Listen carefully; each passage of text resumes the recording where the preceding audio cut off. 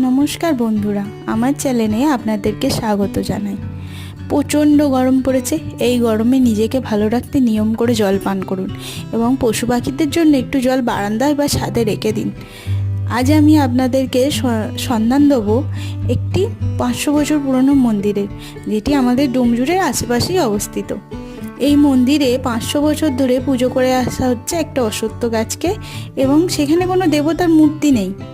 দেবতা হিসাবে প্রতিষ্ঠা করা আছে কিছু শিবলিঙ্গ, এবং এখানে মানুষ আসেন এবং নিজেদের মনস্কামনা রাখেন।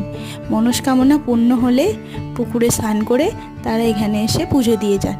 আর এই চৈত্র সংক্রান্তিতে এখানে প্রচণ্ড বড় করে একটি পুজো হয়। আপনারা যদি জেনে থাকেন এটা কোন মন্দির, আমাকে কমেন্টে জানাতে ভুলবেন না, এবং আমার চ্যানেলটি লাইক, শেয়ার ও সাবস্ক্রাইব করবেন। বড় ভিডিওটি